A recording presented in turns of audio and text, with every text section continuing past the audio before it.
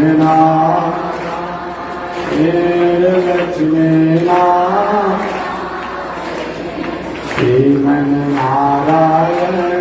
नारायण नारायण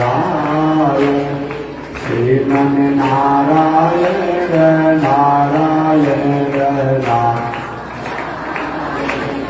श्रीमन्नारायण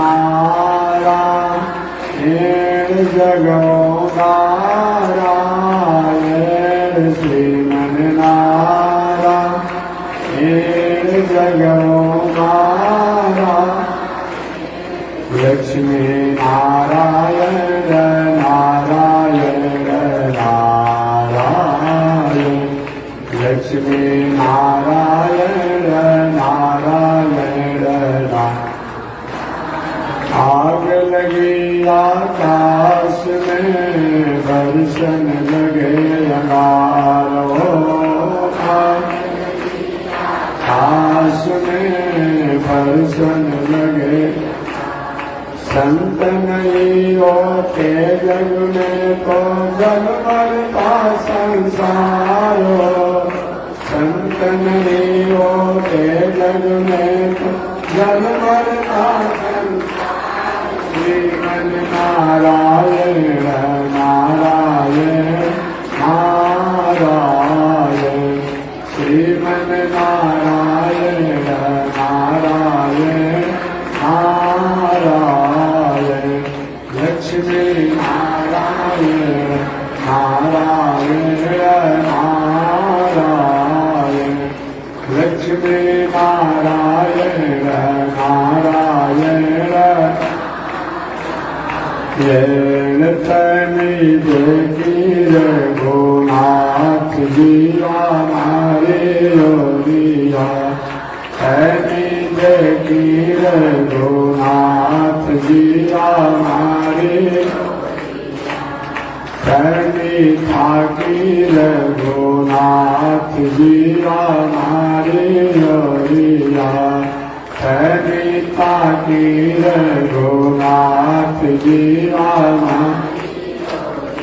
बगसर में आके रहुआ तड़का के मरनी बगसर में आके रहुआ तड़का के मर गौतम नारी हीरा के तरनी गौतम नारी अहिल्या के तन देखी रघुनाथ जी हमारी ओरिया तनी देखी रघुनाथ जी हमारी ओरिया श्रीमन्नारायण नारायण नारायण श्रीमन्नारायण नारायण लक्ष्मी नारायण नारायण नारायण लक्ष्मी नारायण नारायण बोलिए श्री लक्ष्मी नारायण भगवान की अनंताचार्य कृपया वेदांत पारगम रामकृष्णामि सद्भक्तम् विश्वक्सेन मुनिं भजे कासायं यज्ञसूत्रं शुचिवपुषितपा चोर्ध्वपुण्ड्रं च भाले यस्यास्ते दक्षहस्ते कलिकुमतिगिरीन्द्रेन्द्रवज्रं त्रिदण्डम् संसाराग्नि प्रशान्त्यै मृतजलममलं दारुपात्रं पवित्रं श्रीविश्वक्सेन सूरे पदकमलयुगं श्रेयसे संश्रयामि लक्ष्मीनाथ समारम्भां नाथयामुनमध्यमाम् अस्मदाचार्यपर्यन्तां वन्दे गुरुपरम्पराम् नारायणाय विद्महे वासुदेवाय धीमहि तन्नो विष्णु प्रचोदयात्। महालक्ष्म्यै च विद्महे विष्णु पत्न्यै च धीमहि तन्नो लक्ष्मी प्रचोदयात्। तन्नो लक्ष्मी प्रचोदयात्। परमाराध्य श्री लक्ष्मी नारायण भगवान नित्य वंदनीय पूज्य गुरुदेव श्री तिरंडी स्वामी जी महाराज के युगल चरणों में कोटिशः नमन। भगवत भागवत आचार्य कैंकर्य पारायण महानुभाव पावन भूमि पर पावन कथा को निवेदन किया जा रहा है। पावन कथा प्रसंग अंतर्गत श्रीमद् भागवत महापुराण के प्रथम स्कंध के प्रथम अध्याय के द्वारा पावन कथा का निवेदन किया जा रहा है। प्रथम स्कंध के प्रथम अध्याय अंतर्गत नैमिषारण्य का पावन क्षेत्र 88,000 संत महात्मा ऋषि लोग उपस्थित हैं। सभी ऋषियों की अगुवाई विप्रो में श्रेष्ठ श्री सौनक ऋषि जी कर रहे हैं। 1000 वर्षों तक चलने वाला धार्मिक अनुष्ठान है। उस आयोजन में अलग अलग तीर्थों से क्षेत्रों से अलग अलग संत लोग आए हैं। उन संतों में विद्वानों में ज्ञानियों में व्यास जी के शिष्य रोमहर्षण सूत जी के पुत्र पूर्णश्रवा सूत जी भी आए। रोमहर्षण सूत जी के प्रांत के बाद शरीर त्यागने के बाद व्यास पीठ पर व्यास गद्दी पर पूर्णश्रवा सूत जी को बैठाया गया। ये रोमहर्षण सूत के पुत्र हैं। सनक ऋषि ने प्रश्न किया, आज मेरे मन में जिज्ञासा है, संसार की व्यवस्थाओं को, संसार के वस्तुओं को तो हम अपने कर्म के अनुसार प्राप्त कर ही लेते हैं। इसके लिए हमें बहुत कुछ करना नहीं है, कर्म के अनुसार प्राप्त हो जाते हैं। हम नहीं चाहते हैं, फिर भी हमारा जो दुख है हमारे साथ आ ही जाता है। कोई चाहता है कि जीवन में दुख हो, कोई चाहता है कि सिर में दर्द हो, शरीर में दर्द हो, पेट में दर्द हो, परिवार में किसी प्रकार की समस्याएं हैं, कोई नहीं चाहता है।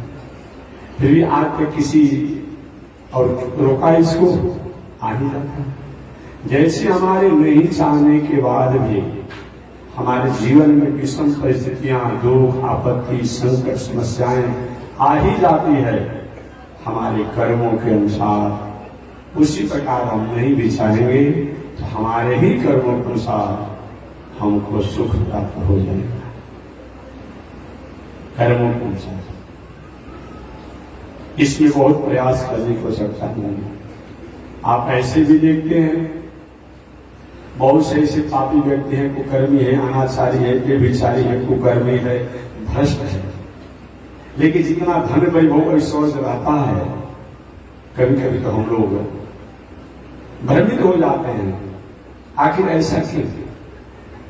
कभी कभी ये भी देखा जाता है, बहुत बड़ा सदाचारी आदमी है, विद्वान है, ज्ञानी है, समाज सेवी है, लेकिन सुबह शाम परिवार को भरण पोषण करने में कठिनाइयां होती है, परिश्रम होता है, मन में थोड़ी सी आशंकाएं हो जाती है।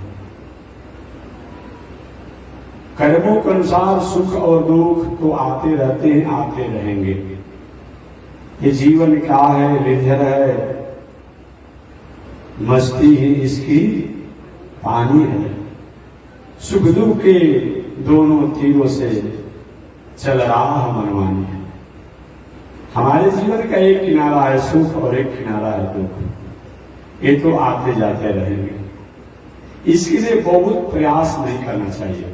हमारा सुख हमारे पास आ जाएगा। पुनः एक बार कहूंगा, जैसे हमारा दुख हमारे पास आ ही जाता है, हम नहीं भी प्रयास करते हैं या हम चाहते भी हैं कि हमारे पास दुख न आवे, फिर भी दुख आ ही जाता है, तो हम नहीं भी चाहेंगे तो हमारा सुख भी हमारे पास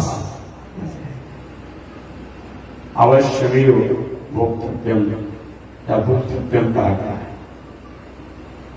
कृतम कर्म शुभास गुणम, अपने कर्मों के अनुसार शुभ और अशुभ हम प्राप्त कर ही लेते हैं, इसको कोई रोक नहीं करता। श्री समय जी ने सूत जी से कहा कि हे सूत जी, हम संसारिक वैभव आपसे नहीं मांगते हैं, संसार की व्यवस्थाओं को भी नहीं मांगते हैं। ऐसे भी आप जहां आप करते हैं कि कैसे तो कभी कभी चौपाई से दोहारी बात में भूल जाता हूं कि धन लक्ष्मी दारा धन लक्ष्मी पापिन के भी होए, कैसे कैसे तो आप लोग तुकबंदी चौपाई बोलते रहते हैं। ये तो आते जाते रहेगा, इसके लिए बहुत प्रयास करने की आवश्यकता नहीं है। मानव जीवन में इस मनुष्य शरीर को हमने प्राप्त किया है। इस मनुष्य शरीर को प्राप्त करने के बाद जिन्होंने इस संसार में हमें भेजा है, जिनके कारण हम इस संसार में आए हैं, क्या उन तत्व से, उन परमात्मा से, उन ब्रह्म से, उन ईश्वर से, उन भगवान से, उन श्रीमन नारायण से हमारा प्रेम हो सकता है? अगर प्रेम हो सकता है, वो प्रसन्न हो सकते हैं, तो उनकी प्राप्ति का क्या होता है? सौरभ जी ने 6 प्रश्न किया, जो कल मैंने बताया था। 6 प्रश्न क्या किया? सबसे प्रथम प्रश्न तो किया था ईश्वर परमात्मा को जानने का, पहचानने का, प्राप्त करने का अनेक साधन हैं, परंतु साधनों में सबसे सरल और सहज साधन कौन है जिसके द्वारा भगवान को पहचाना जा सके, जाना जा सके, स्वीकार किया जा सके, जिसके द्वारा ये दुनिया फलती है, फूलती है, विकसित होती है। जन्मादस्य जतो निराज सार्थे सभिज्ञ स्वराट, जिसके द्वारा दुनिया फलती है, फूलती है, विकसित होती है और अंत में जाकर में लय हो जाती है, मोक्ष प्राप्त करती है। या all thing right and beautiful, all creature great and small. छोटे बड़े सुनहरे चमकीले जो कुछ भी दुनिया में है, उसको बनाने वाला जो परमात्मा है, ईश्वर है, गॉड है, लॉर्ड है, भगवान है, उनसे कैसे संबंध को स्थापित किया जा सकता है, उनको कैसे प्राप्त किया जा सकता है?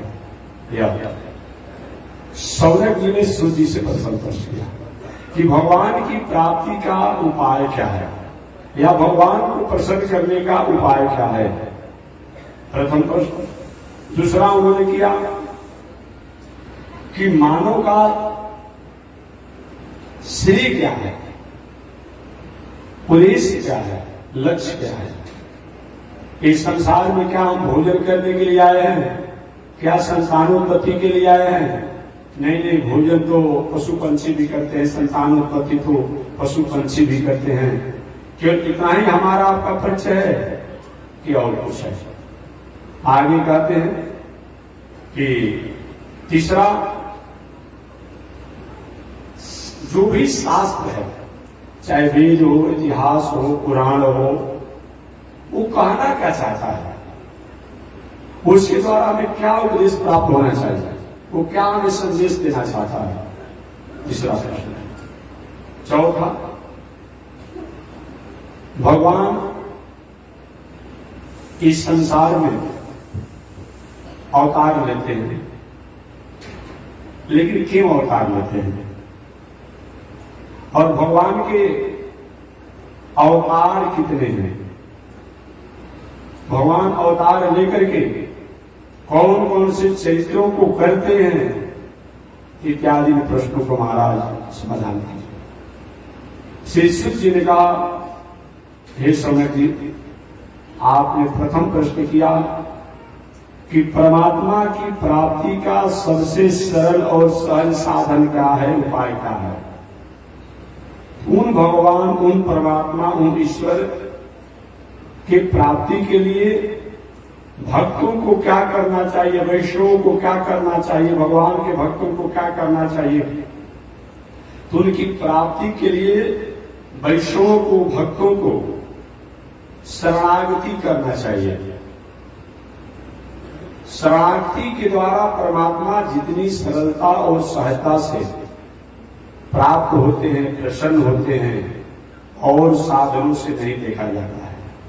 आप पूछेंगे महाराज शरणागति तो शब्द थोड़ा कठिन है, शरणागति का मतलब क्या होता है। ऐसे एक अक्षरी कोश द्वारा शरणागति, शरण में अच्छी प्रकार से प्रवेश करना, शरण में अच्छी प्रकार से जाना, ये क्या है, शरणागति। व्यवहारिक भाषा में समर्पण, आत्मसमर्पण, समर्पण की भावना को शरणागति कहा जाता है। आत्मसमर्पण की भावना को शरणागति कहा जाता है। तो भगवान को प्रसन्न करने के लिए सबसे श्रेष्ठ अगर कोई साधन है, उसका नाम है शरणागति। भगवान कहते हैं, जोगियों को कभी कभी मैं छोड़ देता हूं, जग जगादि करने वालों को कभी कभी मैं स्वतंत्र छोड़ देता हूं, कभी ध्यान साधना करने वालों को मैं छोड़ देता हूं, कभी तीर्थव्रत करने वाले को मैं स्वतंत्र छोड़ देता हूं, लेकिन शरणागति करने वाले को कोई छोड़ता नहीं। शरणागति का और मतलब क्या होता है, किसी माता पिता के 4-5 पुत्र हों, 4-5 पुत्र हों, हालांकि अब तो सरकार ने 2 ही का नियम बना दिया है, तो हम 4 करके बंधन में नहीं फंसेंगे सरकार के, लेकिन पहले का अगर हो, जब सरकार नियम नहीं बनाया हो, ये नहीं कर सकते हैं। तो सरकार ने कहा कि हम 2, हमारे 2, और उसमें का तबीयत खराब हो जाएगा तो कितना परेशानी होती है। एक इसलिए सरकार का जो नीतियां हैं उनको हमें आदर करना ही पड़ेगा। लेकिन किसी को 4 पुत्र हो, 4 पुत्र में एक कोई डॉक्टर हो, एक कोई इंजीनियर हो, एक कोई मास्टर हो, तो इंजीनियर, डॉक्टर और मास्टर, उनके प्रति माता पिता का भावना तो रहता है, लेकिन कभी कभी माता पिता उन डॉक्टर, इंजीनियर और मास्टर जो है उनको भूल भी जाते हैं। भाई बड़ा हो गया है, पढ़ा लिखा है, अपना वो काम चलाएगा, कभी कभी उनको भूल जाते हैं।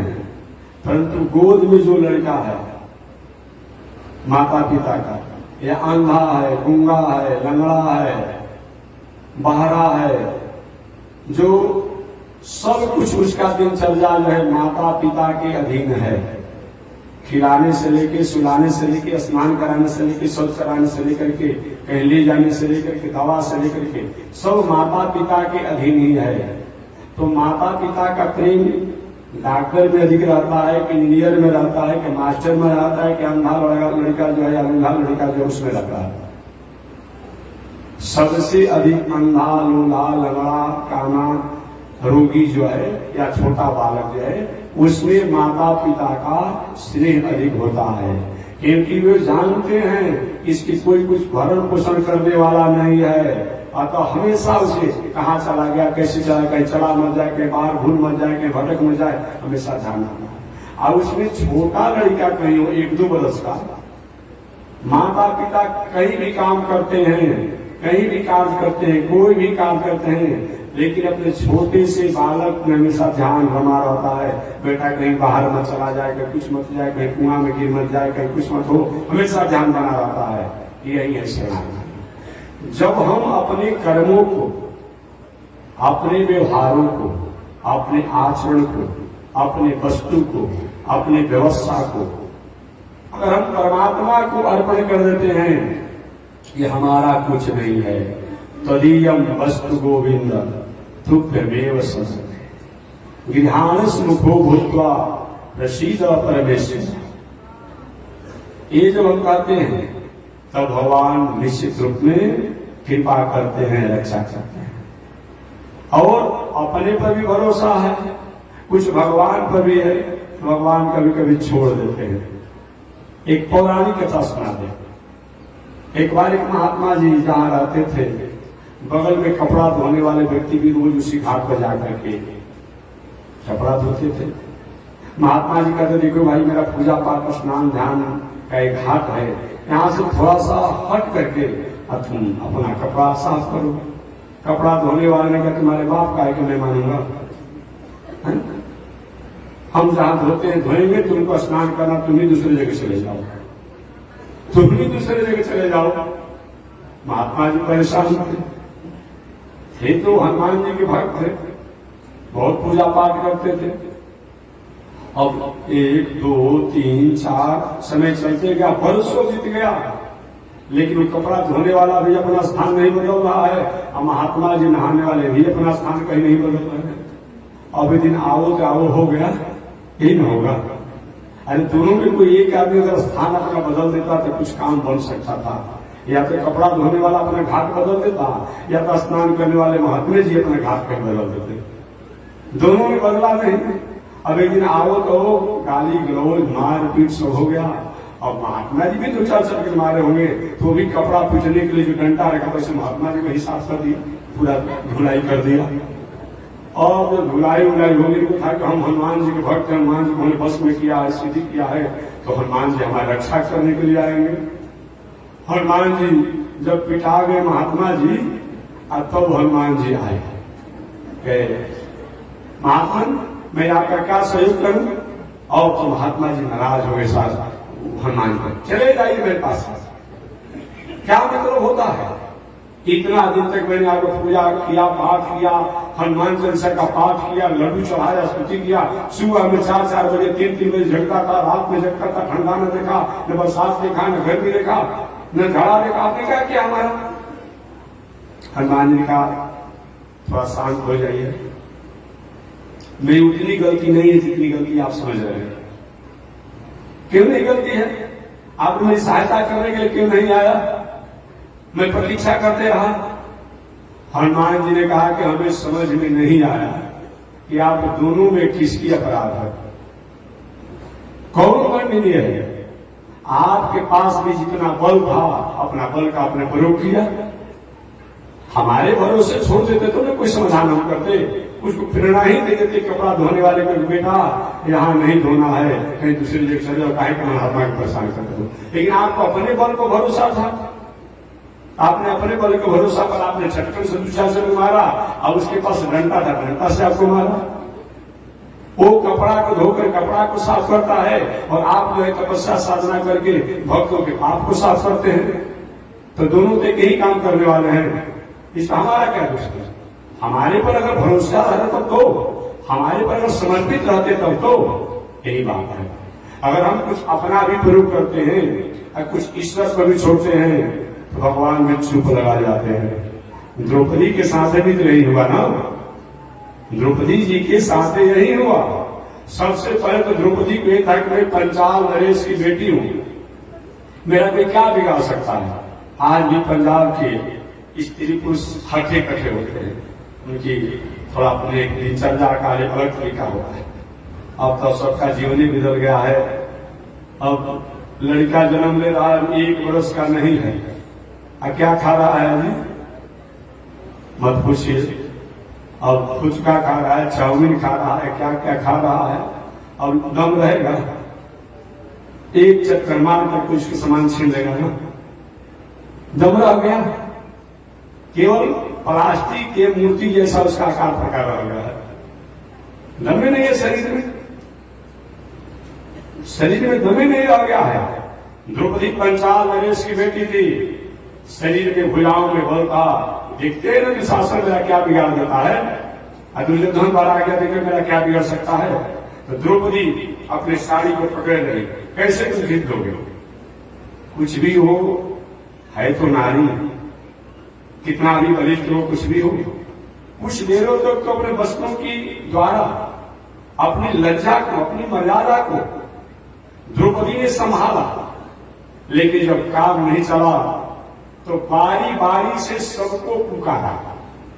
सबसे पहले तो भीष्माचार्य को, दादाजी को पुकारा। दादाजी, आप क्यों रहते हुए और आप यहीं की बहू का इस प्रकार से बेइज्जत किया जा रहा है, नग्न किया जा रहा है, और आप कुछ बोल नहीं रहे हैं। देखिए, कोई व्यक्ति अनीति अन्याय पर रहता है ना, चाहे कितना भी बड़ा आदमी हो, कुछ कर नहीं पाता है। भीष्माचार्य जी दुर्योधन नालायक के, पापी के अन्न खाने के कारण वे कुछ बोल नहीं पाए। भीष्माचार्य, द्रोणाचार्य, कृपाचार्य कोई भी सहायता नहीं किया। अंत में अपने पतियों को पुकारा द्रौपदी ने, जो युधिष्ठिर जी को, भीम जी को, अर्जुन जी को, नकुल को, सहदेव को कोई नहीं सहायता किया, क्योंकि जुआ में हार चुके थे। तब अंत में कहती है, भो कृष्णाच्युत भो कृपालय है, भो पांडवा नाम सके, क्वासी क्वासी सुयोधनाद परिताम, भो रक्ष मानाथ। हे कृष्ण, हे अच्युत, हे गोविंद, आप मेरी रक्षा करें। भगवान जब आए तो द्रौपदी भी उसी प्रकार से नाराज हो गई, जैसे कि महात्मा जी हनुमान जी पर नाराज हो गए। द्रौपदी कहती है, आप मेरे भाई हैं, भाई कहलाने का आप अधिकार है, आपको शर्म नहीं आती है? मुझे बेइज्जत किया जा रहा था और आप थे, और आपने मेरा कुछ नहीं किया। भगवान श्री कृष्ण ने कहा, बहन द्रौपदी, जितने तुम, जैसे तुम मुझ पर नाराज हो रही हो, वैसा मेरा दोष नहीं है। मुझ पर तुम नाराज मत हो। तुमने मुझे पुकारा, पहले तो तुमको अपने पर भरोसा था कि मेरे भुजाओं में बल है, फिर अपने दादा को पुकारा, भीष्माचार्य को, गुरु जी को पुकारा, द्रोणाचार्य को, कृपाचार्य को, फिर अपने परिवार के लोगों को पुकारा, युधिष्ठिर को, भीम को, नकुल को, सहदेव को, अर्जुन को। इसमें मेरा क्या दोष है? अगर तुम शुरू में, प्रारंभ में मुझको अगर पुकारा होता, तब देखते कि दुर्योधन और शासन के भुजाओं में क्या बल है, लेकिन मुझको तो तुमने पुकारा नहीं। इसमें मेरा क्या दोष है कि तुम मेरे पर नाराज हो रही हो? तुम मैं निवेदन करना चाह रहे हो कि शरणागति का मतलब क्या हो जा रहा है? आत्मसमर्पण। आत्मसमर्पण को शरणागति कहा जाता है, समर्पण को शरणागति कहा जाता है। आज के कानून में भी आप जान लीजिए, कितना भी कोई अपराध करने वाला अपराधी हो, सरकार ने घोषणा कर दिया कि कोई जो सरेंडर कर जाएगा, आत्मसमर्पण कर जाएगा, उनको कहीं रोजगार भी देंगे और उनके अपराधों को माफ भी कर देंगे। ऐसे में अपराधी अगर कहीं सिलेंडर कर जाता है तो सरकार क्या करती है? कहीं के रोजगार के लिए कुछ व्यवस्था कर देती है, और उसके पहले द्वारा कितना भी अपराध किया गया है उसको माफ कर देती है। इसी का नाम है शरणागति, इसी का नाम है शरणागति, इसी का नाम है समर्पण, इसी का नाम है आत्मसमर्पण। इसके द्वारा आत्मसमर्पण का और मतलब क्या होता है? अरे जहां ले चलोगे वहीं मैं चलूंगा, जहां ले चलोगे वहीं मैं चलूंगा, जैसे रखो नाथ वैसे रहूंगा, जैसे रखो नाथ वैसे रहूंगा, जहां ले चलोगे वहीं मैं चलूंगा। क्या आप समर्पण है? जहां ले चलोगे वहीं मैं चलूंगा, जैसे रखो नाथ वैसे। प्रभु आपकी कृपा से सब काम हो रहा है, करते हो कन्हैया मेरा नाम हो रहा है। यही आत्मसमर्पण है। अब इसमें अपने धन का, बल का, पद का, वैभव का, ऐश्वर्य का, कीर्ति का, विद्वता का और किसी प्रकार के अपने साधन संसाधन का अहंकार नहीं होता है कि हमने कितना जप किया, कितना पूजा किया, कितना जप किया, कितना दान किया, कितना तीर्थ किया, कितना व्रत किया। इसका कोई मतलब नहीं होता है। और कुछ किया भी है तो भगवान कहीं मान कर कि प्रभु आपका चीज है, आपको मैंने अर्पण कर दिया। ऐसी अगर शरणागति हम करते हैं तो भगवान सहजता से प्रसन्न होकर के हमारे ऊपर कृपा श्री शौनक जी ने पूछा, इसका प्रश्नों का समाधान बाद में किया जाएगा। श्री शौनक जी ने केवल पूछा, ये बात में निवेदन करूं, महाराज ये भावना कैसे आएगी? ये भावना जल्दी आती नहीं है। ये तो आपने बात बता दिया कि शरणागति के द्वारा परमात्मा को जैसे प्रसन्न किया जा सकता है और कोई साधन नहीं है, लेकिन कैसे भावना हमारे में आएगी? वही भावना के लिए भक्ति करना पड़ता है, ज्ञान वैराग इत्यादि करना पड़ता है, जो विस्तार से बात करेंगे। प्रथम शौनक जी ने सूत जी से जो प्रश्न किया कि भगवान को प्रसन्न करने का सबसे सरल और सहज साधन क्या है, तो सूत जी ने कहा, है शौनक जी, शरणागति के द्वारा भगवान जैसे प्रसन्नता को प्राप्त करते हैं और कोई साधन नहीं है। चलिए वाल्मीकि रामायण का उदाहरण दे दूं, एक भागवत का भी उदाहरण दे दूंगा। वाल्मीकि रामायण का 2 उदाहरण दूंगा और भागवत का भी उदाहरण दूंगा। वाल्मीकि रामायण में आपने पढ़ा होगा, सुने भी होंगे। जिस समय बांदर राज बाली भगवान श्री राम के बाणों से आहत हो गया, कुछ ही समय का मेहमान बना इस संसार में इस शरीर को रखने के लिए। उस समय बांदर राज बाली ने भगवान श्री राम से पूछा के ही कारण नाथ मोहि मारा, हे नाथ के ही कारण नाथ मोहि मारा, बाली बैरी सुग्रीव। प्रभु आपने कौन सा कारण समझ करके, दोष समझ करके हमको आपने मारा? बाली बैरी सुग्रीव प्यारा।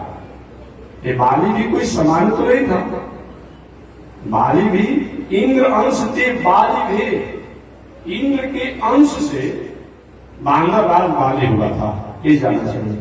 साक्षात इंद्र ही शापवश बांदर राज बाली बने थे और साक्षात सूर्य ही सुग्रीव बने थे शापवश। अपने कर्मों के अनुसार देवताओं को भी ये संसार में आना पड़ता है। अनेक पौराणिक कथाओं को आप सुनते हैं। तो इंद्र अंश थे बाली थे, इन साक्षात इंद्र जो है वही बांदर राज बाली बने थे और साक्षात सूर्य ही सुग्रीव बने थे।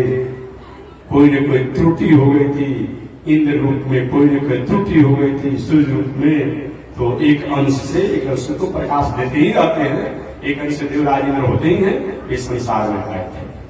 बांदर राज बाली ने कहा के ही कारण नाथ मोहि मारा, बाली बैरी सुग्रीव। महाराज कौन सा ऐसा कारण है जो आपने बैरी समझ करके हमें मारा और सुग्रीव को आपने प्रेम किया? भगवान ने कहा कि देखो भाई, आगे बाली नहीं कहा था भाई, प्रभु अगर ये आप कहेंगे, बाली ने कहा अगर आप ये कहेंगे कि हमें सहयोग लेना था, तो सुग्रीव ने मेरा सहयोग दिया लंका पूरी चढ़ाई करने के उपक्रम में, और तो उनको मैंने मित्र बना लिया। तो बांदर राज बाली कहते हैं प्रभु अगर ये मान करके अगर आपने हमको मारा और सुग्रीव की आपने मैत्री किया, तो राजनीति में आप कमजोर हैं, राजनीति में आप कमजोर हैं। जो सम भगोड़ा हो, असमर्थ व्यक्ति हो, असहाय हो, वो व्यक्ति से मैत्री करके सहयोग लेकर क्या करेंगे? जो अपना संरक्षा नहीं कर पाता है वो आपको क्या रक्षा कर पाएगा? वो तो भय से हमारे भाग में छिपा हुआ है, वो आपकी सहायता क्या करेगा? तो राजनीति में आप कमजोर है। कभी भी कहीं मजबूत पर आक्रमण करना है तो मजबूत से मैत्री किया जाता है कि हमारी हर प्रकार से सहायता करेगा, लेकिन सुग्रीव के पास तो कुछ नहीं, वो क्या आपकी सहायता करेगा? तो राजनीति में इसके लिए अगर आपने हमको मारा और सुग्रीव से मैत्री किया, तो राजनीति में आप कमजोर है। भगवान ने और दूसरा बात कहा कि जो काम सुग्रीव, बांदर ने कहा जो काम सुग्रीव लंकापुरी में जाकर के युद्ध करके नहीं कर सकता है, वो काम को मैं यहाँ से एक संदेश भेज दूंगा। तो लंकेश रावण सीता जी को मान सम्मान के साथ लेकर के आए और आपसे क्षमा मांगे। हमारी उसकी ऐसी समझौता है, संधि है। आपने सुना होगा जिसमें लंकेश रावण अपने बल के अहंकार में दुनिया में घूम रहा था, तो हमारे पृथ्वी के दो सम्राटों ने उनकी अहंकार को चूर कर दिया। उसमें सबसे प्रथम सम्राट कौन? आप ही के जिला, ये दोनों जिला में पड़ता है दशक क्षेत्र, आरा जिला भी पड़ रहा है, रोहतास जिला भी पड़ रहा है, तो दोनों की कथा सुनाना पड़ेगा। आप ही के जिला रोहतास जिला में सासाराम है ना, सासाराम जो आज की भाषा में कहा जाता है, वहां सासाराम का एक सम्राट था, एक राजा था जिसका नाम कार्तवीर्य। क्या नाम था? कार्तवीर्य। दूसरा नाम क्या था? सहस्त्रार्जुन। क्या नाम था दूसरा? सहस्त्रार्जुन। कार्तवीर्य। हरिहो, हरिहो कहलाता, हरिहो वंश कहते हैं राजपूत का, हरिहो वंश का। रावण के पास तो 20 लोग हो जाता, इसके पास 1000 हो जाता। बहुत बड़ा तपस्या साधना किया था कार्तवीर्य, हरिहो वंश। जब ये नीति न्याय पर था, जब यह कार्तवीर्य हरिहो वंश सहस्त्रार्जुन जब नीति न्याय पर था, तब इसकी बल प्रभाव तेज अपूर्व था। आगे मैं बताऊंगा। अब थोड़ा सा मार्ग से जब भटक गया, इसका भी कारण मैं बाद में बताऊंगा, प्रसंग में बताऊंगा। यह कार्तवीर्य बहुत बड़ा बलशाली था। एक बार यही सोन महानद परम सुहावन, जहां से सोन निकलती है कुछ और इधर, कुछ अपने स्त्रियों को लेकर के, बहुत से राजाओं की पत्नियां होती थी, कुछ दास दासियों को लेकर, कुछ मंत्रियों को लेकर के, और जल क्रीड़ा करने के लिए गया। वहां क्या करता? ये सोन के बीच में सो जाता, और सो जाने से जल रुक जाते, और जल इसके शरीर से ऊपर बहने लगता। क्योंकि आप लोग छोटे छोटे जल लाशे में जाकर ऐसा जल क्रीड़ा करते हैं। इस प्रकार अगर कभी खड़ा होता तो जल जब अधिक रुक जाता तो धार से बहने लगता। ऐसा एक कार्य करता, जो अभी वर्तमान में रोहतास से आगे जो जगह है, दशशीर्षानाथ का स्थान ही पर बना हुआ है आज, वही ये लीला कर रहा था। दशशीर्षानाथ माने 10 सिर वाला, जो उसके जिस जहां ला करके क्रीड़ा किया, वही थोड़ा सा और हट करके इस सहस्त्रार्जुन क्रीड़ा करा। लंकेश रावण देवताओं पर विजय प्राप्त करते करते पृथ्वी लोक पर आया, और घूमते घूमते सहस्त्रार्जुन की पुरी में प्रवेश किया। जिस सहस्त्रार्जुन सासाराम को पहले महिष्मती पुरी के नामों से भी जाना जाता था। महिष्मती पुरी, या कभी कभी आज से कुछ दिन पहले एक बोर्ड पर लिखा रहता था, कब आप सहस्त्रार्जुन की नगरी में पधार रहे हैं। अब तो थोड़ा इधर उधर हटा दे रहा है, बदल दे रहा है, लोग सरकार की जैसी नीतियां होती है, लेकिन पहले कभी कभी मिलता था कि आप सहस्त्रबाहु सहस्त्रार्जुन की नगरी में आप पधार रहे हैं। और गया राज्य में लंकेश रावण कहा कि मंत्रियों से कहा कि जाकर सूचना दे दो कि लंकेश रावण आए हैं युद्ध करने के लिए, अन्यथा ली कर दे दे कि लंकेश रावण जीत गए और सहस्त्रार्जुन हार गए। मंत्रियों ने कहा महाराज अभी मेरे राजा है नहीं, वे कहे सोन तट पर क्रीड़ा करने के लिए जल क्रीड़ा में गए, लौट करके आएंगे, तब तक आप यहाँ प्रतीक्षा कीजिए, और तब उसके बाद आपके भुजाओं में जो गर्मी है, भुजाओं में जो बल है, उसका समाधान। इतना उतावला हो गया कि बताओ कहाँ है, मैं प्रतीक्षा नहीं कर सकता हूँ, और वही चला गया जहां सहस्त्रार्जुन जल क्रीड़ा कर रहे थे। जाते जाते कुछ पी गया था, तो सहस्त्रार्जुन उस दिशा में पहले जल को रोक करके जल क्रीड़ा करते। अब उससे पहले इस शंकर जी का बहुत बड़ा पुजारी था रावण, सोचा कि मैं शंकर जी का पूजा कर लूं। वही शंकर जी की पूजा करने लगा, सोचा कि तब उसके बाद जाएंगे सहस्त्रार्जुन के पास, और शंकर जी की पूजा करने लगा। और पूजा करते करते भी आधा पूजा हुआ था, अचानक सहस्त्रार्जुन जल क्रीड़ा करते समय जल के प्रवाह को जब खड़ा हुआ, जल की धार बहा, और वह पूजा कर रहा था सूर्य के तट पर, लंकेश रावण जाते समय अब इसकी पूजा की सामग्री इत्यादि बढ़ने लगे और ऐसा दुस्साहस है, मेरे भय से देवता लोग डर जाते हैं। चलत दशानन डोलत अवनी, यह धरनी भी कहते हैं। जब दशानन चलता था पृथ्वी भी डगमगाने लगती, कुबेर से लेकर के और जमराज से लेकर के, वरुण देव से लेकर के, इंद्र से लेकर के सब लोग भयभीत हो जाते, किससे क्या कराने लगेगा, क्या आदेश देगा, ऐसा वर्चस्व था। और मेरे चुनौती मुझे बोलेगा कौन ऐसा दुस्साहस किया, तो गया तो देखा कोई पर सहस्त्रार्जुन से मैं युद्ध करने के लिए आया हूं, वो जल क्रीड़ा कर और गया और जाकर के सोचा के छूट करके भूत क्रीड़ा द्वारा मैंने छद्म भेद से मैं पकड़ करके और अपने कब्जा में कर लूं। उस समय सहस्त्रार्जुन क्या किया, जल से खड़ा हुआ और लंकेश रावण को पकड़ लिया। आप पकड़ कर कहा कि बच्चों अब ये बताओ तुम्हारे साथ कौन सा सलूकत मैं करूं, आप उस राष्ट्र के रहने वाले हैं, उस देश के रहने वाले हैं, आप अपनी गरिमा को भूल जा रहे हैं। लंकेश रावण जैसे जीव को पकड़ करके सहस्त्रार्जुन कार्तवीर्य जी ने कहा मैं आपके साथ कौन सा सलूकत कर बताओ।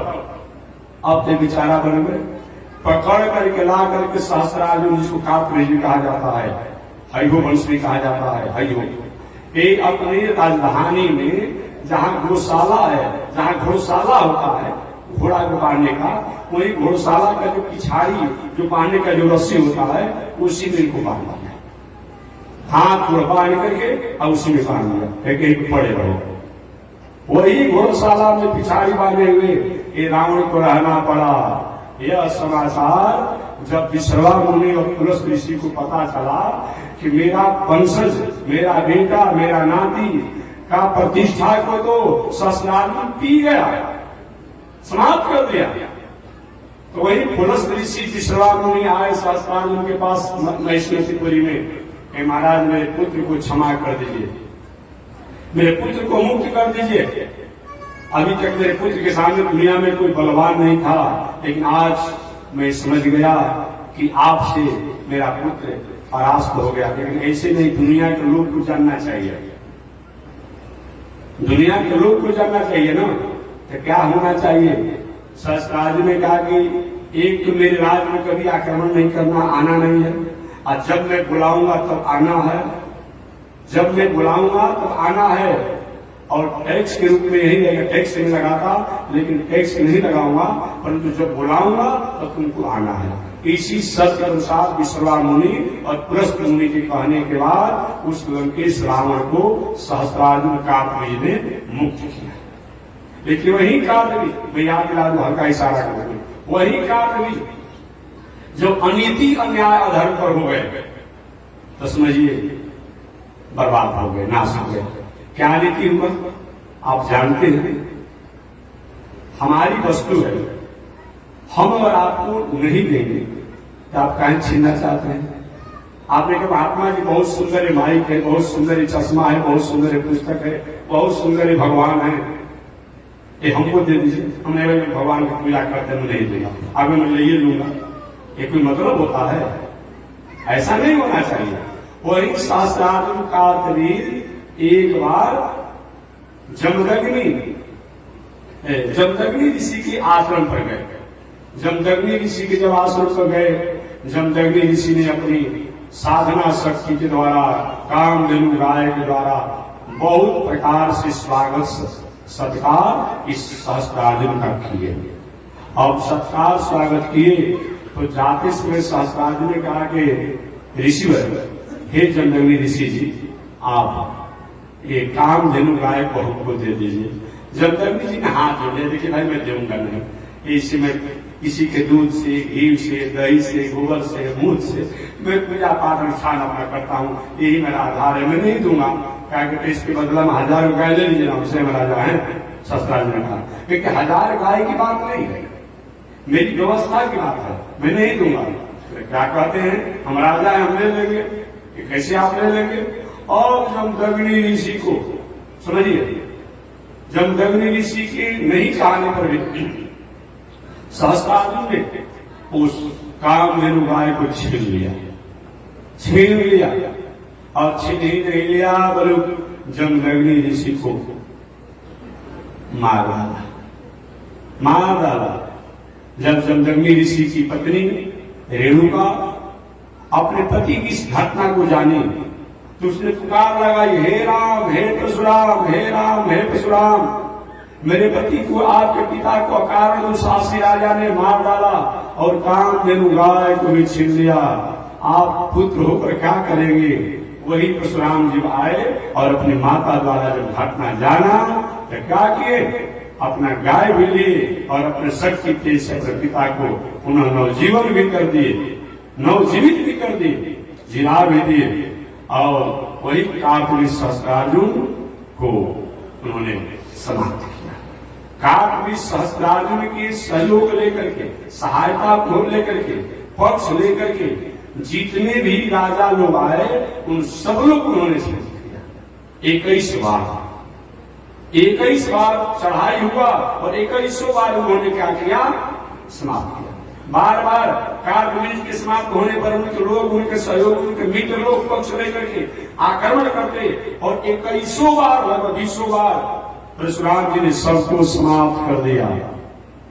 यही झगड़ा तो है। जब नीति पर थे तो रावण जैसे बीज को कार्तवीर्य ने अपने बस में किया और जब न्याय नीति को त्याग दिए तो परशुराम द्वारा मर्दन हुआ। आज इस कथा को कुछ लोग दूसरी तरीका से परोस देता है समाज में। लोग कहते हैं कि परशुराम जी राजपूत के क्षत्रिय के विरोधी थे। क्या बात करते हैं भाई? आज ब्राह्मण और राजपूत में झगड़ा लग गया है। कहीं ब्राह्मण ही कहीं कुछ गलती कर दे या क्षत्रिय ही कुछ गलती कर दे, एक आप नहीं कहेंगे कि ब्राह्मण विरोधी है, क्षत्रिय विरोधी है। यहाँ आप कहना तैयार हो जाते हैं। कभी भी परशुराम जी क्षत्रिय विरोधी नहीं थे, राजपूत विरोधी नहीं थे। अगर क्षत्रिय और राजपूत विरोधी होते परशुराम जी तो उन्हीं के समय में तो जनक जी महाराज थे। कहां उनको मारा? उन्हीं के समय में तो दशरथ जी महाराज थे। कहां उनको मारा? उन्हीं के समय में तो एक तरह से समझा जाए तो परशुराम जी के बाबा या कुछ काल बाद में बताऊंगा। मैंने विश्वामित्र जी की जो बहन है वो परशुराम जी की दादी है। क्या समझिए? विश्वामित्र जी की जो बहन सत्यवती है वो परशुराम जी क्या है? दादी है। कहा दादी नरेश कुमारी? बहुत से राजा कैसे आप कह सकते हैं? नहीं, जो सहस्त्रार्जुन और कार्तवीर्य के सहयोगी बनकर के, पक्ष लेकर के जो राजा आए उन राजाओं को जो 21 बार आक्रमण किया उनको उन्होंने दमन किया। न कि किसी को क्षत्रिय से विरोध था, न किसी राजपूत से विरोध था। अगर इस तरीका से समाज में आप परोसेंगे ले करके तब तो लोग ये भी कहेंगे अब राम जी ने रावण को मार दिया कि भाई राम जी ब्राह्मण विरोधी थे। ये अच्छा लगेगा? बता दीजिएगा। और ये बात आप एक कुचित भावना में आकर के, एक छोटी उच्च बुद्धि में आकर के और एक ऐसा आप वितंडावाद दुनिया में फैलाना शुरू करेंगे तो मैं पूछना चाहता हूँ, भगवान श्री राम ने रावण और रावण के बहुत से परिवार के लोगों को मार दिया तो हम कहेंगे क्या भाई अब तो राम जी ब्राह्मण विरोधी थे, कितने लोग को मार दिया? ये कोई मतलब होता है? जब राम जी ब्राह्मण विरोधी नहीं कहे जा सकते हैं तब परशुराम जी क्षत्रिय विरोधी क्यों कहे जाएंगे? बोलिए, क्यों कहे जाएंगे? इसलिए आज के बाद ऐसी आपने जो भ्रांतियां हैं इस भ्रांतियों को त्यागिए। अपराध करने वाला व्यक्ति जो अपराधी होता है वो किसी जात का नहीं रह जाता है। दंड अनुशासन करने वाला व्यक्ति जिसको शासन और दंड करने का अधिकार होता है वह किसी जाति और एक समष्टि का नहीं रह जाता है, बहुत का न्यायाधीश हो जाता है। वह जैसा उसे समझता है वह न्याय करता है। नहीं तो इस प्रश्न को जवाब आपको देना पड़ेगा कि जब परशुराम जी कार्तवीर्य हरिवंश या उनके सहयोगियों को मारे तो क्षत्रिय विरोधी हो सकते हैं, तो राम जी जब रावण और उसके परिवार को लोग मारे इनको ब्राह्मण विरोधी क्यों नहीं कहा जाएगा? जब उनको नहीं कहा जाएगा तो परशुराम जी क्यों आप कहते हैं? इसलिए इस भ्रांतियों का आपको त्यागना पड़ेगा। ऐसा नहीं होना चाहिए क्योंकि जो भी गलती करता अपराधी होता है और किसी की जात का नहीं रह जाता। तो मैं निवेदन करना चाह रहा था कि ऐसे सहस्त्रार्जुन जब अपने वैभव मर्यादा में थे उस समय रावण जैसे प्रभावशाली को पकड़ करके घोड़शाला में रखे और जब बल संपत्ति का दुरुपयोग करने लगे तो परशुराम जी द्वारा उनको ह्रास हुआ, समापन हुआ। तो एक प्रतापी राजा हुआ जिसके द्वारा लंकेश रावण हारा, और दूसरा बांगर राजवाली। बांगर राजवाली जब लंकेश रावण विजय प्राप्त कर रहा था तो घूमते घूमते किष्किंधा में गया था। उस समय बांगर राजवाली ने क्या किया, पकड़ करके अपना काखी में दबा लिया। कथा ये सब लोग जानते हैं कि हमें याद दिलाना है, कथा तो सब पुरानी है कि हमको थोड़े नया कथा हम सुनाएंगे। उसी कथा को मैं व्याख्या करूंगा। और अपने काखी में दबा लिया बांगर राजवाली। अब पूरब से पश्चिम, उत्तर से दक्षिण, ये चारों तरफ घुमाते रहे।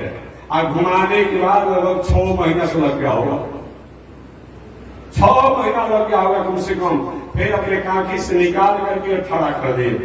अब बताओ तुम्हारे साथ क्या सलूकत करेगा। रावण ने कहा कि हमको मुक्त कर दिया जाए। आपके महाराज इतना बड़ा बलशाली था, और उसको काखी में दबाकर बांगर राजवाली रखा। थोड़ी सी सुनने में तो आश्चर्य लगता है। अरे भाई, आपके कपार में, आपके काखी में कहीं चिलर रहता है तो भार पड़ता है, बोलिए ना। तो बांगर राजवाली इतना बड़ा बलिष्ठ था कि रावण जो है उनके चिलर जैसा काखी में पड़ गया। कोई भार नहीं, कोई परेशानी नहीं हुआ। और 6 महीना के बाद बांगर राजवाली ने कहा ठीक है, मैं नृत्य करता हूं, लेकिन जब तक बुलाऊंगा तब आना पड़ेगा। मेरे राज और मेरे मित्रों के राज्यों में कहीं बिना मेरे आदेश के प्रवेश नहीं करना है और वहां कहीं आक्रमण नहीं करना है। इसी अनुशासन पर, इसी सत्य अनुसार उस लंकेश रावण को छोड़ दिया। तो बांगर राजवाली ने भगवान से पूछा, हे प्रभु, के ही कारण नाथ मुझे मारा। हे नाथ, आपने कौन सा ऐसा कारण है जो बाली बैरी सुग्रीव प्यारा, कि बाली को आपने बैरी मान लिया, सुग्रीव को आपने प्यारा मान लिया। अरे रावण से तो आपका विवाद हो सकता है कि आपकी पत्नी को छद्म वेश बना करके, सन्यासी का वेश बना करके उसने हरण किया। हमारा आपका तो कोई विवाद नहीं। एक तो मैं बांगर जाति का और दूसरा आप राजकुमार हैं, बनवासी वेश में घूम रहे। हमारा आपका तो कोई ऐसा हुआ नहीं। आखिर हमसे आपने क्यों किया। उस समय भगवान श्री राम ने प्रथम बात कहा कि हमें सहयोग था, क्या कि सहयोग मजबूत आदमी से लिया जाता है, कमजोर आदमी से नहीं लिया जाता है। अरे भाई, एक भिखार हो और द्वारे द्वारे भीख मांग रहा हो और उससे कोई भीख मांगे, क्या मतलब होता है। भीख भी किसी से मांगा जाता है तो कोई धन संपत्ति इत्यादि संपन्न हो, वो न भीख देगा। और जो सम भीख मांगा उससे अधिक मांग रहे हैं। तो आप जिससे सहयोग लेना चाहते हो वो सम भगोड़ा है, उस पास अपने संबल नहीं है, तो आपकी सहायता क्या करेगा। तो राजनीति में आप कमजोर हैं, राजनीति में आप कमजोर हैं। अगर हमसे कहे होते और हमारे साथ अगर मैत्री होती तो जो आप युद्ध करके लंकापुरी में जो काम नहीं करते, मैं सूचना भेजवाता और लंकेश रावण आपकी पत्नी सीता को लेकर के आता और आपसे संधि भी होता, ताकि क्यों आपने मैत्री किया।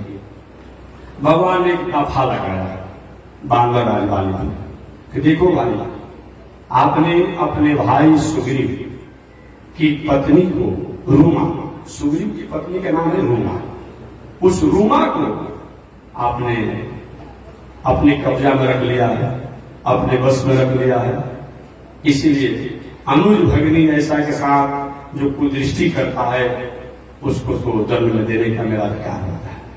आज भी नीति है कि बेटी हो, भगनी हो, हुआ हो, चाची हो, माता हो, बहन हो, मौसी हो, इत्यादि ऐसी प्रवृत्ति की जो नारियां हो, अपनी पत्नी की अलावा अगर इन नारियों के प्रति जो कुदृष्टि रखता है वह शास्त्र से दंडनीय है, शास्त्र से वह दंडनीय है। तो देखो, तुमने अपने भाई की पत्नी को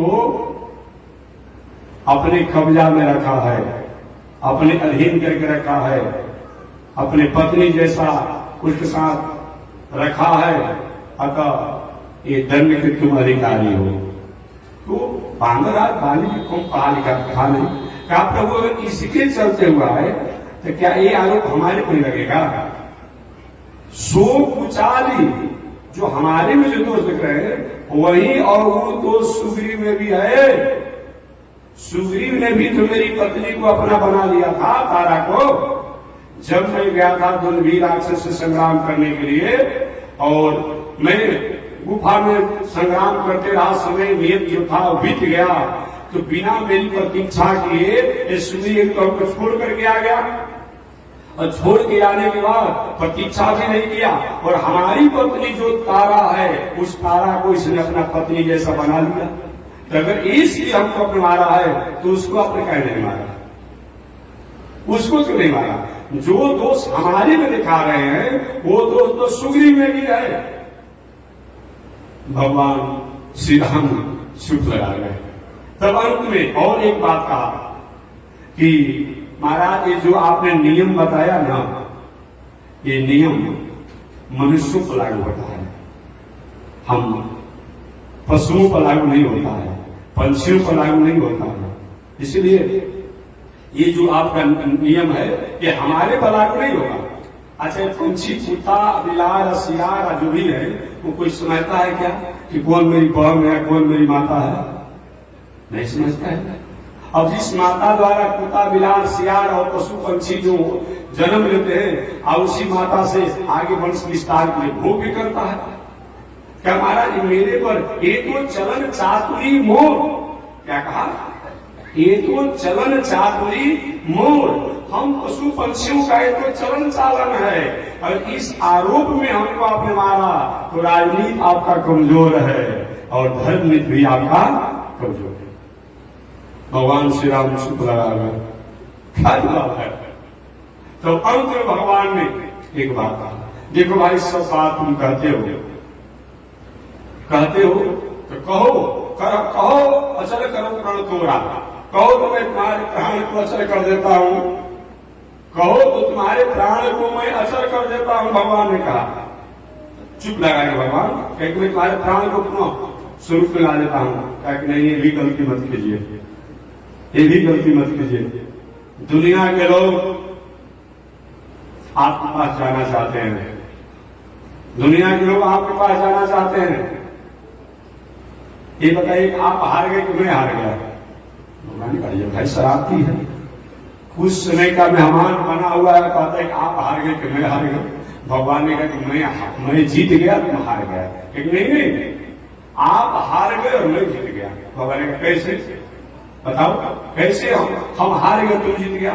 कहा इसीलिए हमारी भुजा, वानर ने कहा कि हमारी भुजाओं में बल था, जब तक बल था हमारी भुजाओं में, तब तक आपकी मजाल, आपकी हिम्मत, आपका साहस नहीं हुआ जो हमारी किष्किंधापुरी में प्रवेश कर जाइए। मैंने प्रवेश किए, मुझको घायल करके, मुझको गिरा करके, आहत करके आपने किष्किंधापुरी में आए हैं। जब तक मेरे भुजाओं में बल था, तब तक आप मेरी पूरी किष्किंधा में प्रवेश नहीं कर पाए, और मैं आपके भुजाओं में बल रहते हुए आपके सामने होने के बाद भी मैं आपको लोक में जा रहा हूं, आपको रुकना है तो रुक लीजिए। भगवान शुभ लगाकर ठीक है महाराज, इसके अलावा ये बताइए, आपने आखिर सुग्रीव को क्यों रक्षा किया, क्यों ऐसा किया? अंत में भगवान ने, देखिए हमेशा मैं कहता हूं, प्रशासन विभाग जो होता है ना, पुलिस प्रशासन विभाग होता है, उसके पॉकेट में 100 कानून होता है। क्या चीज? पॉकेट में उसको 100 कानून होता है। सब आप ठीक है, नियम में हो, कानून में हो, लेकिन उसे टकराएंगे और उससे कहीं किसी प्रकार के विवाद करेंगे, तो किसी न किसी प्रकार से आपको चाहे अगर ठान लेगा, तो आपको कहीं न कहीं परेशान कर देगा। कि कुछ पॉकेट में 100 कानून होते हैं। कोई न कोई बात का आर्टिकल दे करके ये ऐसा आपने किया, हमारे कोई सरकारी काम में बाधा पहुंचाया, अमुक किया, अमुक किया, अमुक किया, अब फंसा ही नहीं। अब भगवान श्री राम ने अब सोचा कौन सा जवाब इसको दे, तो भगवान ने कहा, देखो भैया, सब बात तुम्हारा ठीक है, लेकिन एक बात के कारण ही मैंने सुग्रीव को अपनाया। कौन सा कारण है महाराज? तो कहा सुग्रीव ने शरणागति किया। यही मेरे पास सुनाना था, इसके लिए इतना मैंने नहीं सुनाया। सुग्रीव ने शरणागति किया, इसमें सब अवगुण अवगुण है, दोष है सुग्रीव में, अवगुण है, दोष है, लेकिन सुग्रीव में सबसे बड़ा गुण क्या है? इसने शरणागति किया, और शरणागति इसने किसी जो समर्थवान हो उसका किया, और एक काम आपने नहीं किया। अगर आप मानराज वाली आप ही अगर शरणार्थी कर लिए होते, ऐसा स्थिति नहीं आता। तो शरणार्थी करने के कारण ही सुग्रीव को मैंने संचार किया। तो शरणार्थी का इतना बड़ा महत्व है कि इसमें कोई किसी प्रकार के त्रुटियों को फाल्टर होने पर भी आपको देखा नहीं जाता है। उसको क्षमा करके, माफ करके और उसके ऊपर कृपा किया जाता है। इसलिए रामायण के अनुसार में उदाहरण दिया। दूसरा उदाहरण पुनः रामायण के अनुसार में दे रहा हूं, जिसमें भगवान श्री राम लंकेश रावण का वध किए और उनके जो भी बलाबल वीर वाले थे सबको समाप्त करके सीता जी को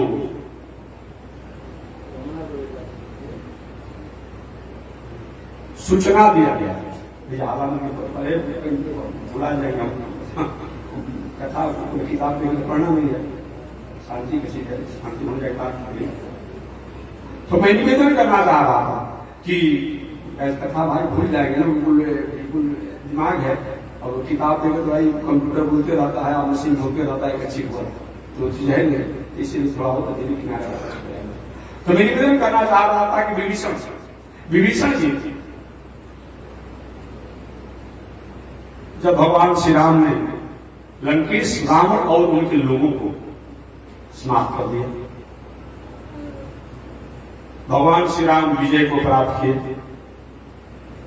हनुमान जी उछलते कूदते हुए आए और उछलते कूदते हुए आकर के सीता जी को सूचना दी, और सीता जी को सूचना देने के बाद हुआ कि लंकेश रावण का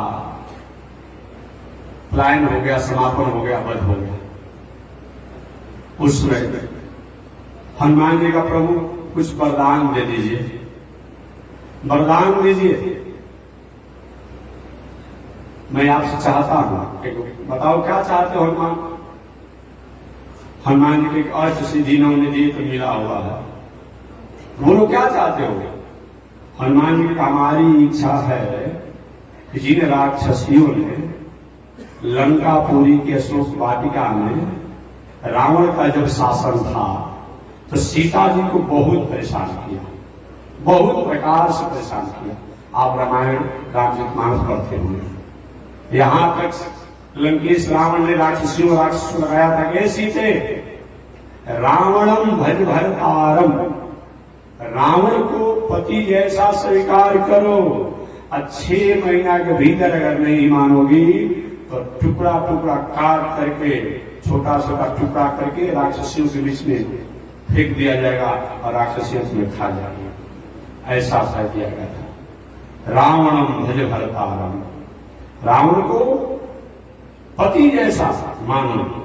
सीता जी ने भी जैसा जवाब सवाल करना था किया। जब लंकेश रावण का वध हो गया तो हनुमान जी ने कहा कि मेरी इच्छा है कि जब राक्षसियों द्वारा सीता जी को परेशान किया गया था, कष्ट दिया गया था, तो रावण का वध तो हो गया, इन राक्षसियों का भी चित्रवध होना चाहिए। चित्रवध का मतलब तड़पा करके इनको मारना चाहिए। इनके शरीर में दही नमक लगा कर शरीर में लेप करके और बांगर भालुओं से चटवा करके इनको प्राणवध होना चाहिए। बहुत दिन उन्हें कष्ट दिया ऐसा चाहिए। भगवान से राम ठीक है, मैं ऐसा वरदान दिया, लेकिन जिसके साथ गलती हुआ है, कष्ट हुआ है, उनसे भी तो जाकर मांग लो, उनसे भी आज्ञा ले लो। हनुमान जी सोचे कि जब राम जी जब आज्ञा दे दिए तो भला सीता जी नहीं देगी। अब सीता जी के पास ये प्रणाम किए, लंकेश रावण के वध की समाचार सुनाए। सुनाने के बाद कहेगी मातु लंकेश रावण और उनके दुराधर्ष वीरों का समापन हो गया, पलायन हो गया, मृत्यु को प्राप्त किया। सीता जी ने कहा बर मांग लीजिए, कहे कि बड़े ही दे दी कि इन राक्षसियों का चित्रवध होना चाहिए जो आपको कष्ट दिया है। सीता माता ने क्या कहा, हनुमान हम तो समझती थी कि तुम मेरे स्वामी के भक्त हो तो बुद्धि तुम्हारे मेरे स्वामी जैसा ही होगा, लेकिन तुम बांदर जाति के हो तो तुम्हारी बुद्धि बांदर जैसी होगी है क्या? ये क्या तुमने कहा? इन राक्षसियों का चित्रवध कैसे होना चाहिए? अरे चित्रवध होना चाहिए तो हनुमान तुम्हारा होना चाहिए। तुम्हारे शरीर में दही और नमक लगा करके और राक्षसियों से चटवा चटवा के मारना चाहिए। और हनुमान जी काटने लगे। कभी कभी न्यायाधीश के यहाँ सोच परिमेय के घर उनके आज मेले मिल जाएगा और न्यायाधीश जी कहीं आजीवन कारावास का आदेश सुना दे, कैसा लगेगा? हनुमान जी को लगा यही क्या हो रहा है। हनुमान जी माता जी हमारा चित्रवत क्या होना चाहिए, हमने कौन सा अपराध किया है? सीता जी ने कि राक्षसियों ने कौन सा अपराध किया है कि राक्षसी ने आपको कष्ट दिया है? तो सीता माता ने कहा आप बाल ब्रह्मचारी हैं, नैतिक ब्रह्मचारी हैं, और कोई बाल ब्रह्मचारी कोई पुरुष किसी नायिका के साथ एकांत में वार्तालाप करता है वो प्राणवध का अधिकारी है,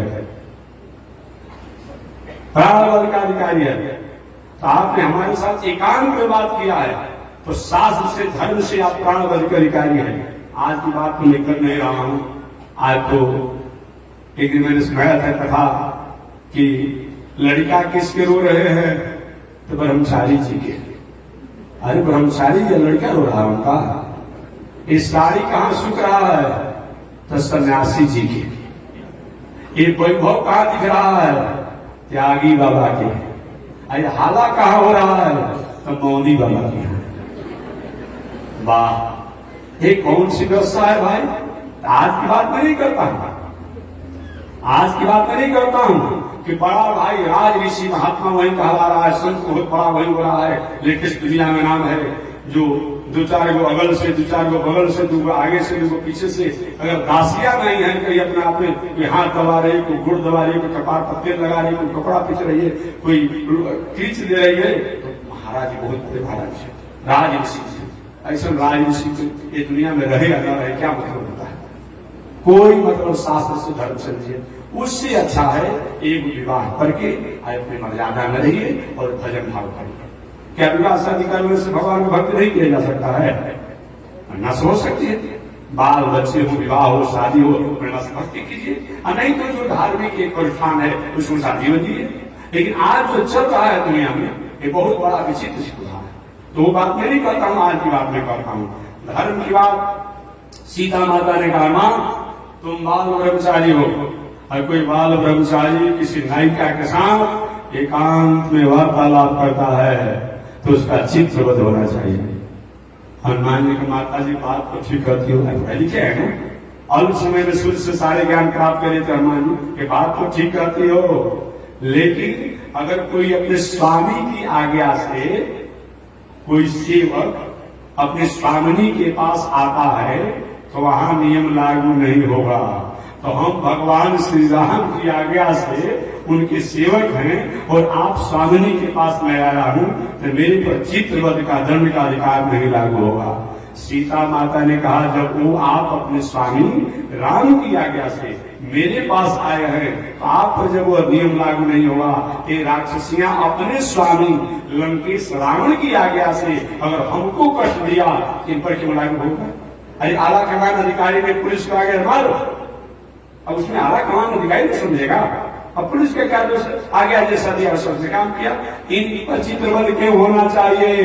अभी तक दुनिया के लोग कहते थे कि राम जी बहुत बड़े दयालु हैं, लेकिन सीता जी की दयालुता के सामने राम जी की दयालुता जो है पसंगा के बराबर हो गया, और सीता जी की दयालुता पसेरी हो गया।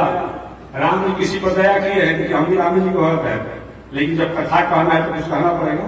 राम जी ने आज तक किसी पर दया किया है? मुदई और मुदाले दोनों मिल गया। बात समझिए, आज भी कहीं कोई जिसके साथ अपराध हुआ है वो कहता है कि नहीं मेरे साथ कुछ नहीं है, मैंने देखा हूं, तो न्यायाधीश भी विचार करने के लिए बात हो जाते हैं। मुदई और मुदाले दोनों मिल गया। इस जयंत ने सीता जी के हृदय में चरण और चोचों का प्रहार किया, और वह सीता जी कहती है मुक्त कर दीजिए, पा इमाम त्याग दीजिए, त्याग दिए, छोड़ दीजिए, मुंचताम, अब भले ये पापी है लेकिन माफ कर दीजिए। आप फिर भी भगवान श्री राम क्या करते हैं? जयंत की एक आंख फोड़ दी। अब बताइए क्या मतलब होता है? जिसके साथ गलती हुई अब सब कहता है कि छोड़ दिए, माफ कर दीजिए। अब फिर भी क्या किए, राम जी जयंती एक आंख फोड़ दिए, आई वो उसी का आंख नहीं फोड़ दिए। जितना कौवा जाती है आज भी कौवा को पकड़ देखिएगा कहीं, भले दो आंख दिखाई पड़ता है लेकिन इनकी आंख से काम करता है, उनके फूल खंगाने वही कर दिए।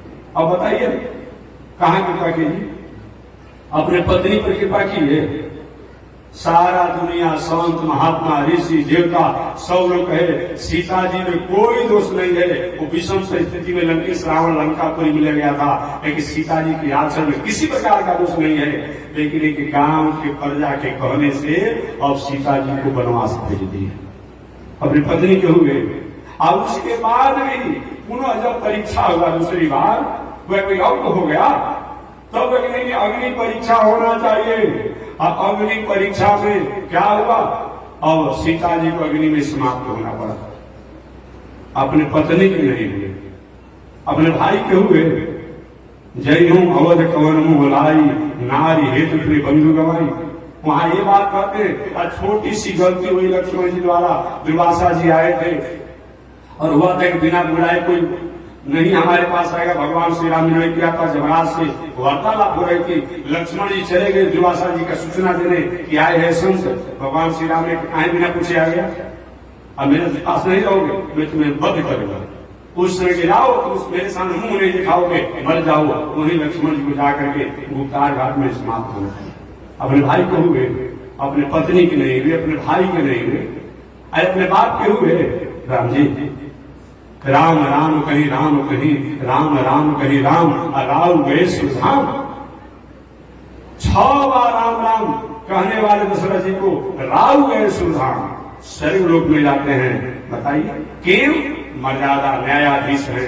न्यायाधीश किसी पत्नी का नहीं होता है, किसी भाई का नहीं होता है, किसी बेटा का नहीं होता है, किसी बाप का नहीं होता है, किसी व्यक्ति का नहीं होता है, वो तो न्याय के लिए होता है। राम जी न्यायाधीश है।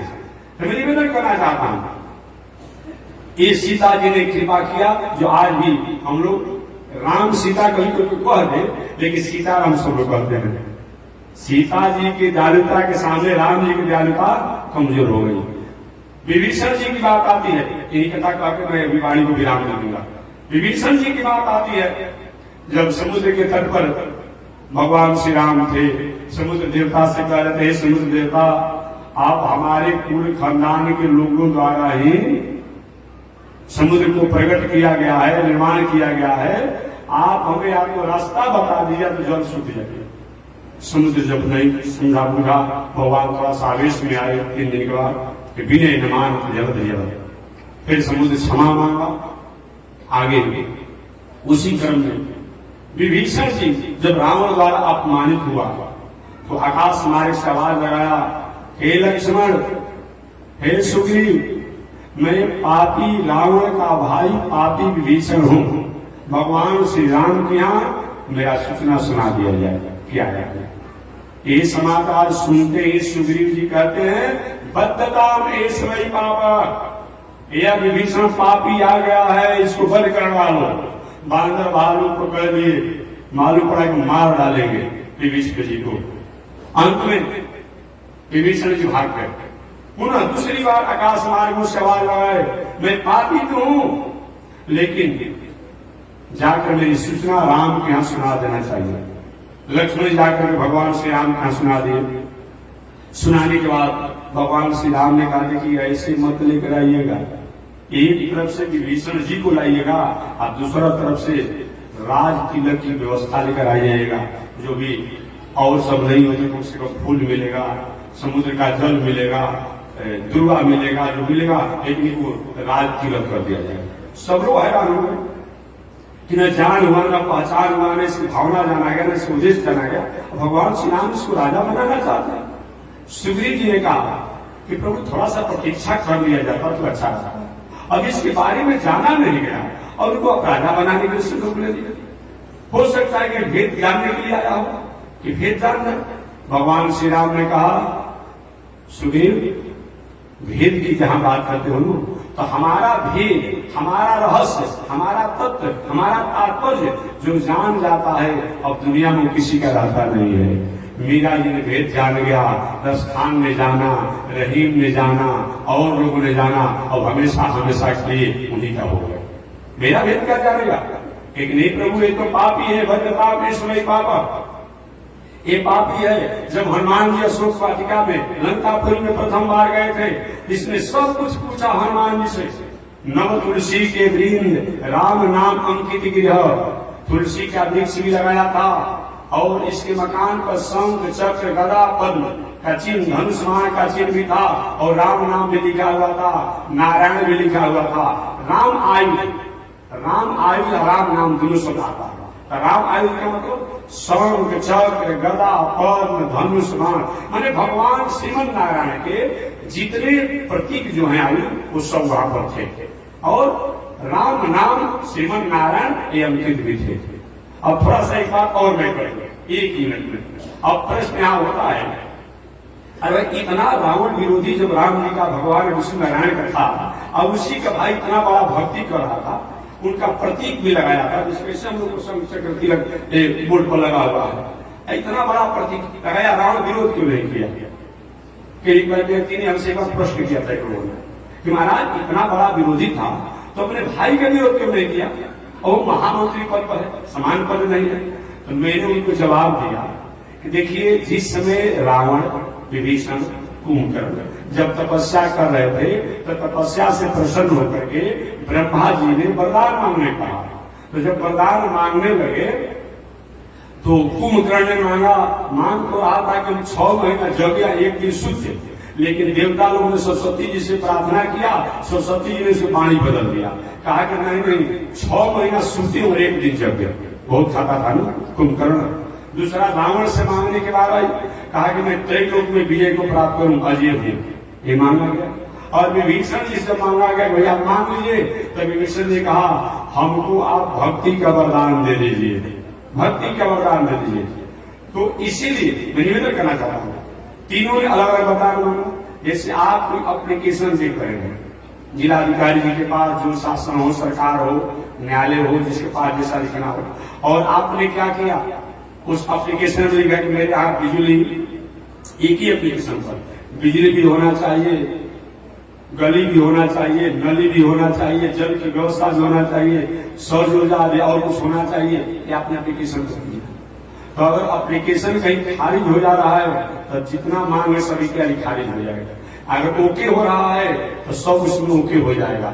एक ही एप्लीकेशन पर ब्रह्मा जी से मांगा था, तो रावण जानता था कि अगर कहीं एक भक्ति पक्ष पर हम रोकेंगे तो हमको भी जो वरदान मिला है वो भी निस्तेज हो जाएगा, हमारे भाई को जो वरदान मिला हुआ है वो भी निस्तेज हो जाएगा कुंभकर्ण को। ये जानते हैं कि विभीषण नव तुलसी के दिन राम नाम अंकित गृह इत्यादि है, फिर भी विरोध नहीं करता था कि अगर इसको विरोध करेंगे, इसको बंद करेंगे तो हमको भी जो ब्रह्मा द्वारा वरदान मिला है वो अभी सफल हो जाएगा।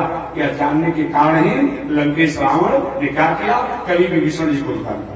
तब विभीषण जी का हनुमान जी गए थे, सब समाचार पूछ लिए विभीषण जी हनुमान जी से, लेकिन पानी के नहीं पूछे, भोजन के नहीं पूछे, विश्राम के नहीं पूछे। इनसे तो अच्छा वो मैनाक में था जी, भले पितृद्रोही था मैनाक, हिमालय का पुत्र, लेकिन पूछा ना हनुमान जी से कि महाराज विश्राम कर लीजिए। हनुमान जी सोचे कि पितृद्रोही है, इसके यहाँ विश्राम नहीं करेंगे, बाधा पहुंच जाएगी। मैनाक पर्वत जो है पितृद्रोही है। पितृद्रोही क्यों है? इसीलिए पितृद्रोही है कि जब एक बार देवराज ने सभी पर्वत को पंछियों के समान उड़ते थे, तो जब पंखों को काटने लगे देवराज इंद्र, तो अपना प्राण बचाने के लिए अपने पिताजी अपने सारे परिवार को छोड़ करके ये मैनाक पर्वत जो है ये जाकर के अपने नाना पुलोमा के यहाँ समुद्र में जाकर के छूट गया। अब आपके घर पर कोई संकट आया हो, घर का कोई नाती परिवार भाग गया, अब वो क्या किया, वो छूट गया, इसीलिए पितृद्रोही है। एकमात्र मैनाक पर्वत ऐसा है जो कि अभी भी उसकी क्षमता उड़ने की, ऊपर उठने की है, बाकी सभी पर्वत को पंख काट दिया गया। तो वही जब हनुमान जी जा रहे थे तो समुद्र से ऊपर आया कि महाराज मेरे पर हाथ ले लीजिए, बहुत बड़ा काम आप करने जा रहे हैं। हनुमान जी कहे तो पितृद्रोही, लेकिन सांस रात नहीं कहेंगे।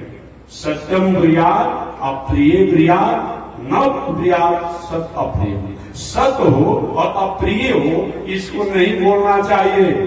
अब यही कोई कान आदमी हो, कोई लंगड़ आदमी हो, कोई लूल आदमी हो, कोई आनर आदमी हो, आगे के आनर भाई एक कान भाई यही कथा सुनिए, सत्संग हो गया पर फिर लत्संग शुरू हो जाएगा। चलो हाथा से बात को ठीक कर देंगे, हमको कान कह दिया सभा में, कान को कान कहेंगे, काना को काना कहेंगे, अंधा को अंधा कहेंगे तो झगड़ा करेगा।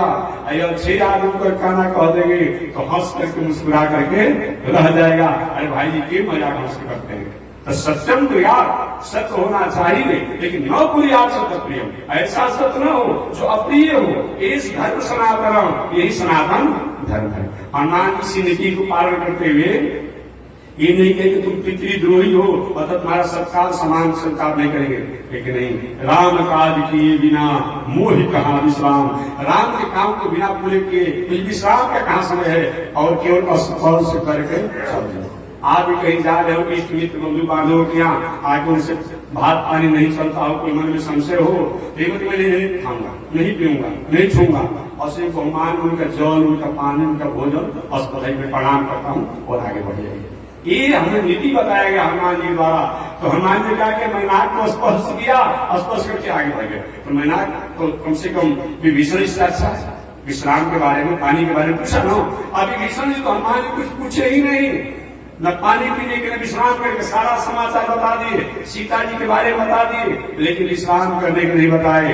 वही, और दूसरी बात, जब लंकेश रावण द्वारा षड्यंत्र करके हनुमान जी को चित्रवध करने की जब हुआ कि इसको कहीं न कहीं इसको आग लगा करके मार डाला जाए, तो पहले तो चित्रवध के द्वारा मारने की बात की लंकेश रावण ने, नहीं, दूध को कभी मारा नहीं जाता है, कुछ गलती हुआ तो दंड दे दीजिए, हाथ काट लीजिए, गोड़ काट लीजिए, एक बंदर जो है इसके नाखून काट लीजिए, पूंछ काट लीजिए, कान काट लीजिए। तो चित्रवध के कारण हनुमान जी के पूरे शरीर में कपड़ा लपेट करके, घी लपेट करके, तेल लपेट करके और इनमें सलाई मार दिया गया, आग लगा दिया गया। एक तरह से प्राणवध है। ये मंत्री पद पर थे, उन्होंने अनुशंसा कर दिया कि ठीक है यही होना चाहिए, ये भी दोष है, ये भी एक दोष है कि भगवान के भक्तों के साथ ऐसा अपराध के लिए इन्होंने अनुशंसा कर दिया। इसलिए सुग्रीव का बद्धता ऐसे वही पाप, इस पापी को बलि कर डालिए। भगवान श्री राम का सब कुछ है, लेकिन सुग्रीव जब मेरे शरणागति में आ गया है तब इसको माफ कर दीजिए और अपने पक्ष में ले लीजिए। वही भगवान श्री राम ने विभीषण जी को शरणागति में लेकर के और क्या किए, उनको राज तिलक दे दिए, राज तिलक। एक पर भी हैरान हो गए सुग्रीव जी, महाराज अभी लंकापुरी पर विजय प्राप्त नहीं हुआ और अब राजा बना दिए। अगर कहीं लंकेश रावण कहीं नहीं विजय प्राप्त हो पाया वहां पर तो क्या करेंगे? भगवान श्री राम का शंका है क्या? अगर कहीं लंका पर विजय प्राप्त नहीं होगा तो हम इसे अयोध्या का राजा बना देंगे, ऐसा कोई होगा? और हम भरत भैया से कहेंगे भैया मैंने वचन दिया है, हम जैसे जंगल में है और हमेशा हमेशा के लिए हम जंगल में हो जाए। दूसरा सुग्रीव जी ने कहा कि प्रभु अगर कोई लंकेश राम अगर आकर क्षमा मांगने का तब क्या करेंगे? भगवान श्री राम ने तो क्षमा मांगने आएगा ही नहीं। अगर आप कहते हैं कि क्षमा मांगने आएगा तो मैंने विभीषण जी को राजा बना दिया है, तो लंकेश राजा तो बना रहेगा, वहां का कहाँ का बना रहेगा? वो तो लंकापुरी का राजा बना रहेगा जब क्षमा मांगने आएगा। तो इनको विभीषण जी को मैं क्या करूंगा? अयोध्या का राजा बना दूंगा। अगर कहीं लंकेश मारा जाता है तब तो लंकापुरी के राजा मैंने बना ही दिया। ऐसे शरणागति का इतना बड़ा महत्व होता है। शरणागति में हमारे द्वारा त्रुटियां होने के बाद भी उसको क्षमा करके और भगवान अपने स्वरूप में लेते हैं। तो वही सौनक जी ने सूत जी से पूछा था कि भगवान की प्राप्ति के लिए, भगवान की प्रसन्नता के लिए सबसे सरल और सहज उपाय क्या है? तो 6 प्रश्नों में प्रथम प्रश्न था, तो इसके समाधान में सूत जी ने कहा कि भगवान की प्रसन्नता और प्राप्ति के लिए सबसे श्रेष्ठ साधन कोई है, वो है शरणागति, आत्मसमर्पण। इस शरणागति आत्मसमर्पण में परमात्मा उसका त्याग नहीं करते हैं, चाहे कितना भी उसमें दोष हो, त्रुटि हो, इसको माफ कर देते हैं। दूसरा प्रश्न को सौनक जी ने किया कि महाराज श्रेष्ठ साधन क्या है? साधन तो अनंत है, साधन तो अनंत है, लेकिन मानव के करने जो श्रेष्ठ साधन क्या है, श्रेष्ठ आचरण क्या है? तो इसकी व्याख्या कल मैं करूंगा। आज इसी के साथ वाणी विराम। एक बार भगवान का नाम ले, आगे परमात्मा की जैसे श्रीमन नारायण लक्ष्मी नारायण श्रीमन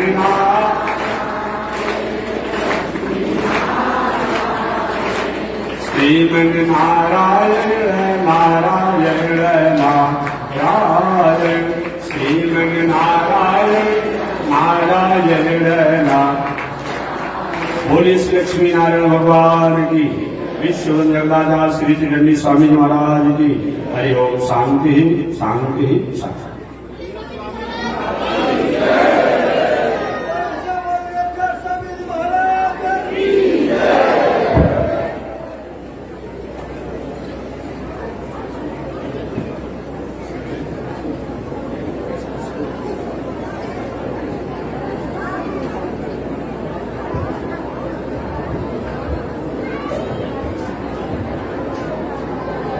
ओम चंद्रमा मनसो जात चक्षो सूर्यो अजायत श्रोत्राद्वायुष प्राणश मुखादग्निरजायत श्रीश्रुते लक्ष्मी शब्दज्ञानहोरात्रे पार्श्वे नक्षत्राणि रूपमस्मिनो व्यातं वा इष्टे निखाण मो मयि खाण सर्वलोकं मयि खाण कासायं यज्ञसूत्रं शुचिवपुषि तथा चोर्ध्वपुण्ड्रं च वाले यस्यास्ते दक्षहस्ते कलिकुमति गिरीन्द्रेन्द्रवज्रं त्रिदण्डं संसाराग्नि प्रशान्त्यै भृतजलममलं दारुपात्रं पवित्रं श्रीविश्वक्सेन सूर्य पदकमलयुगं श्रीयसे संश्रयामि अमलयादय शूद्रस् चलमतिरसोय्याव्रसो कृतघ्नो दूरमानि स्मर परवसो वञ्चनपर निशंसापावेश कथमामिधो दूर्गजलदे